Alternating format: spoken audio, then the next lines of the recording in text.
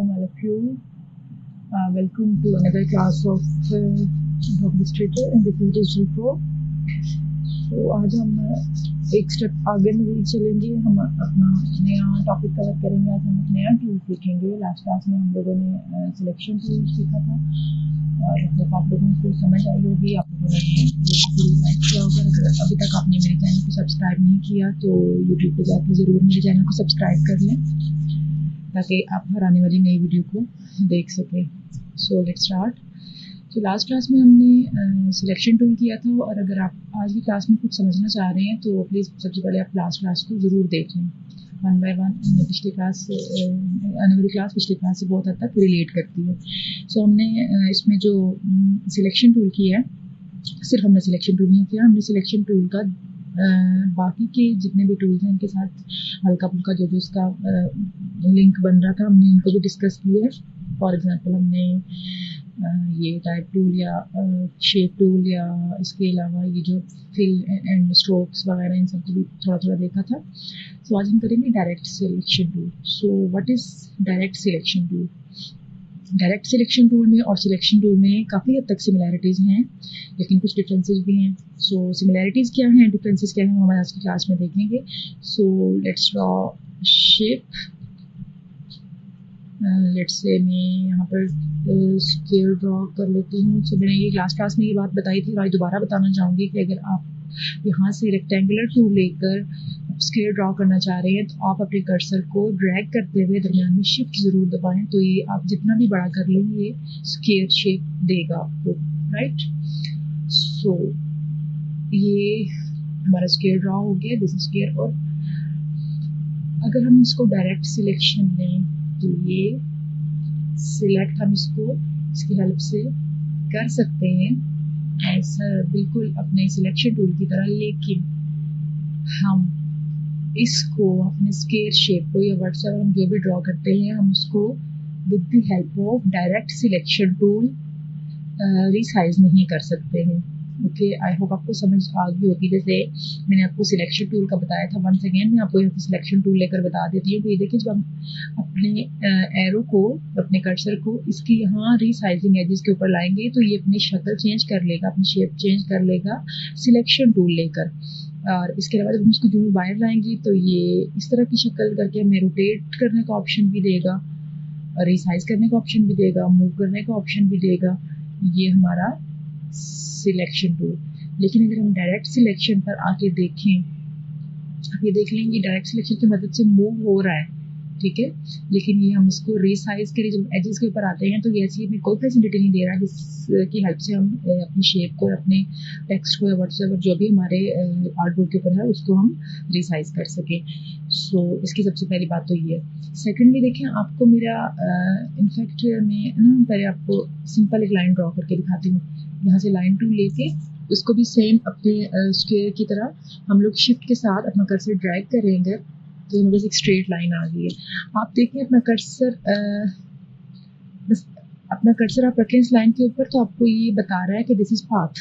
ये पाथ लिखा आ रहा आपको नज़र आ रहा होगा मेरी स्क्रीन के ऊपर। आप प्रैक्टिकली खुद भी करके देख लें तो ये हमारी पाथ है और ये जो इसके एंडिंग पॉइंट्स हैं, these points are called anchor. ये हमारे एंकर पॉइंट्स हैं। और एंकर पॉइंट्स क्या हैं?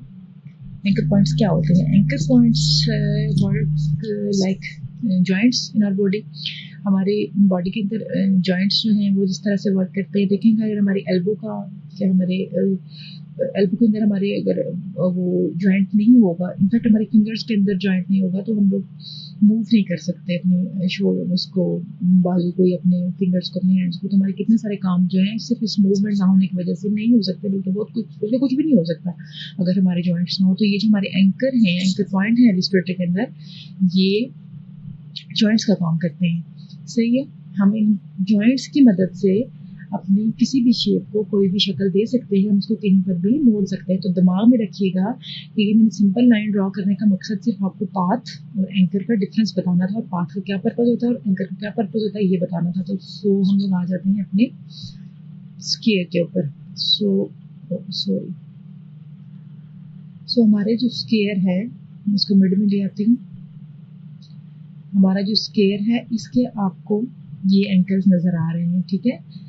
अगर तुम्हें इनको रिसाइज करना है तो मैं पहले भी बता चुकी हूँ, मैं सिलेक्शन टूल लूँगी। लेकिन डायरेक्ट सिलेक्शन का क्या पर्पज़ है? उसका पर्पज़ ये है कि with the help of direct selection tool में एक इंडिविजुअल एंकर को सिलेक्ट करके उसको आगे पीछे मूव कर सकते हैं। आप देख सकते हैं कि इसके ये 4 एंकर पॉइंट्स हैं चारों कोनों के ऊपर, लेकिन ये मैंने सिर्फ एक सिलेक्ट किया है। मैं इसकी हेल्प से इसको पकड़कर यहाँ ले जाऊँ, यहाँ ले जाऊँ, इट्स अप टू मी। और देखें अगर वंस अगेन इसका ये वाला अगर मैं सिलेक्ट करती हूँ तो आप एक फ़र्क देख लीजिएगा कि ये इसके ये एजेस जो हैं ये एज इट इज़ वाइट हैं, इनकी फिल वैसे की वाइट है, और ये जो मैंने सिलेक्ट किया है इसकी फिल ब्लू कलर की हो चुकी हुई है। और ये देखिए मेरे स्केयर की जो शेप है वो मैंने with the help of direct selection tool सिर्फ एक चीज़ को सिलेक्ट करके कर लिया है, चेंज कर लिया। सही, ये हमारे जो डायरेक्ट सिलेक्शन का सिलेक्शन से एक सबसे बड़ा जो मेन डिफरेंस है वो यही है। अच्छा, आगे हम अगर इसको यूज़ करके कुछ शेप्स बनाना चाहें, एक बात याद रखिएगा कि डायरेक्ट सिलेक्शन टूल की मदद से किसी भी शेप को वहाँ से पकड़ सकते हैं जहाँ पर एंकर पॉइंट है। बिलफर्ज मैं आपको बताऊँ कि मैं अगर यहाँ से मैं अपने इस स्क्वायर को यहाँ से ऊपर उठाना चाह रही हूँ तो ये तो पूरे का पूरा पाथ ही ऊपर उठ रहा है, ये यहाँ से पूरे का पूरा पाथ ऊपर उठ रहा है। मुझे जस्ट एक पॉइंट से इसको एक कर्व शेप देनी है, या मैं एक शार्प एज की भी अगर इसको जैसे हार्ट की हम लोग कार्टूनिक सी शेप अगर माइंड में लाएं तो मैं इसको अगर यहाँ से एक शार्प एज ऊपर लेकर जाना चाह रही हूँ तो वो नहीं हो रहा। हालांकि हमने क्या पढ़ा हुआ है, हमने ये पढ़ा हुआ है कि डायरेक्ट सिलेक्शन की मदद से हम अब एक एज को कहीं भी लेकर जा सकते हैं। सो इसके लिए क्या करेंगे, इसके लिए नीचे है ये आपको नज़र आ रहा होगा एक पेन टूल है। पेन टूल के ऊपर मैंने आपको लास्ट क्लास में बताया था कि ये हमारे टूल्स के साथ जो छोटा सा एक स्मॉल सा एरो टाइप चीज़ आपको, ये एरो तो नहीं है, ये ट्रायंगल हम इसको कह सकते हैं। तो एक ट्रायंगल आपको नज़र आ रहा है, इस ट्रायंगल का मतलब ये होता है कि हमारे टूल्स के अंदर मजीद टूल्स मौजूद है। दोस्तों हमारे जो पेन टूल है इसके साथ भी आपको नज़र आएगा छोटी सी एक ट्रायंगल शेप है, तो उसके हम राइट क्लिक करेंगे तो उसके अंदर हमें नज़र आ रहा है एक पेन टूल है और एड एंकर पॉइंट टूल है, डिलीट एंकर पॉइंट टूल है और एंकर पॉइंट टूल है। तो अगर मैं चाह रही हूँ कि मैं अपने इस शेप को यहाँ से पकड़कर इसको ऊपर ले जाऊँ, इसको राउंड शेप दे दूँ, कर्व शेप दे दूँ या शार्प एज दे दूँ, तो मुझे यहाँ पर एंकर पॉइंट चाहिए। तो मैं यहाँ से ऐड एंकर पॉइंट लेकर यहाँ पर एक एंकर पॉइंट ऐड कर लेती हूँ, ठीक। और मैं इसको यहाँ से अगर कोई शेप देना चाह रही हूँ तो मैं यहाँ पर भी एक एंकर पॉइंट ऐड कर लेती हूँ, मैं यहाँ पर भी कर लेती हूँ और मैं यहाँ पर भी कर लेती हूँ। सो अब अगर मैं डायरेक्ट सिलेक्शन टूल लेके अपना एक ये वाला एज सिलेक्ट करके, देखें जो चीज़ मैं चाह रही थी वो मैंने ऐसे कर लिया। मैं अगर इसको देखें, इसकी पाथ मूव नहीं हो रही है, इसका वो पॉइंट मूव हो रहा है, एंकर पॉइंट मूव हो रहा है जो मैंने यहाँ से लिया था। सो ये देखें, ये हमारे स्क्वायर के अंदर कितने। अब यहाँ पर ही नीचे एक हमारा, इसको क्लिक करें तो डिलीट एंकर पॉइंट टूल भी है। अगर मैं यहाँ से कोई भी एंकर पॉइंट डिलीट करना चाह रही हूँ तो with the help of delete anchor point, देखिए हमारे पेन टूल के साथ एक माइनस का साइन आ जाएगा, that's mean this is delete anchor point tool. Okay, I hope आपको ये समझ में आ गया होगा।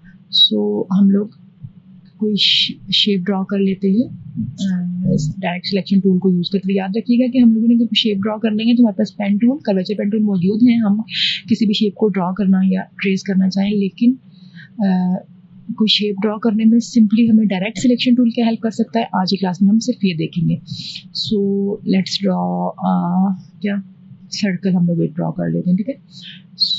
सॉरी, मैंने यहाँ से सर्कल टूल नहीं लिया हुआ है। वंस अगेन आप वहाँ पर जाकर राइट क्लिक करेंगे तो आपके पास ऑप्शन खुलेगा, आप वहाँ से जो भी शेप ड्रॉ करना चाह रहे हैं वो सर्कल वो शेप ले सकते हैं वहाँ से। ये मैंने एक सर्कल ड्रॉ किया और ये जो है उसको डिलीट कर देते हैं। सो अब मैं चाह रही हूँ कि मैं इसका फ्रूट कोई बना दूँ, एप्पल बना दूँ, या मैं एक ऑरेंज बनाना चाह रही हूँ उसका, ठीक है। ये मैंने एक सर्कल ले लिया है।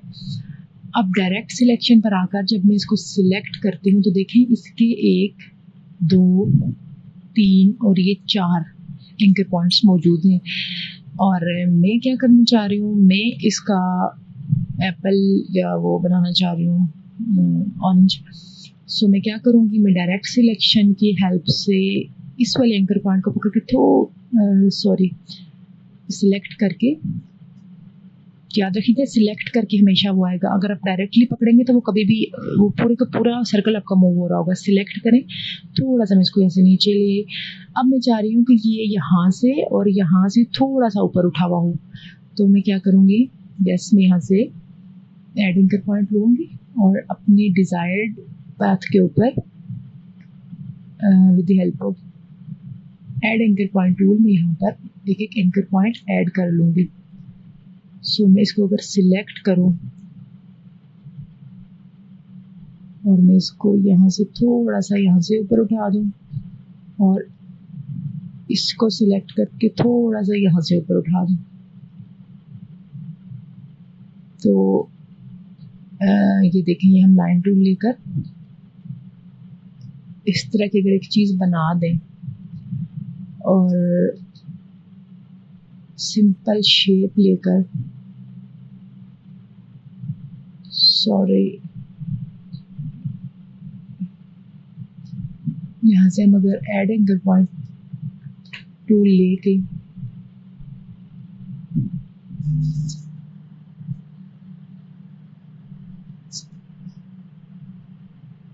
तो थोड़ी सी हम इसकी शेप में अगर चेंजिंग करें और इसको रोटेट करें।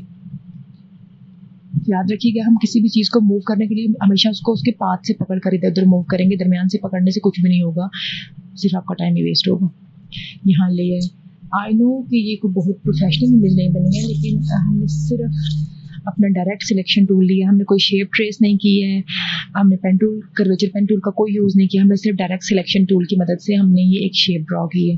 सो आपको मेन डिफरेंस सिलेक्शन टूल और डायरेक्ट सिलेक्शन टूल का समझ में आ चुका होगा। सिलेक्शन टूल की हेल्प से हम किसी भी शेप के इंडिविजुअल पार्ट के अंदर चेंजेस नहीं ला सकते हैं जो हम डायरेक्ट सिलेक्शन की मदद से ला सकते हैं। इसी तरह अगर मैं यहाँ पर एक ओवल ड्रॉ करते हैं और आई वांट टू, मैं यहाँ पर एक अंडे की शेप बनाना चाह रही हूँ, तो इसके लिए देखिए अंडा ऐसा ही होता है, ओवल शेप का ही अंडा होता है, लेकिन वो ऐसा ओवल नहीं होता है। सो मैं क्या करूँगी, मैं इसको ये दरमियान वाले दो एंकर पॉइंट्स को सिलेक्ट करूँगी और इनको देखें पकड़ के थोड़ा सा, सॉरी इन एंकर पॉइंट्स को पकड़ के थोड़ा सा नीचे ले आए। देखिए ये अब लग रही है कि ये एक अंडे की शेप है। इसी तरह अगर हम लास्ट अपनी एक और चीज़ मैं आपको बता देती हूँ। देखिए ये चीज़ें प्रैक्टिस की हैं, आप प्रैक्टिस करेंगे तो एक तो आपकी ग्रिप होगी और सेकेंडली आपको डिफरेंट टूल्स यूज़ करना आएंगे। ये चीज़ें अभी तो बेकार ही लग रही हैं, लेकिन बेसिक्स हैं ना, ये बेसिक्स ऐसे ही आहिस्ता आहिस्ता समझ में आती हैं। अब मैं इसका एक हार्ट की शेप देना चाह रही हूँ।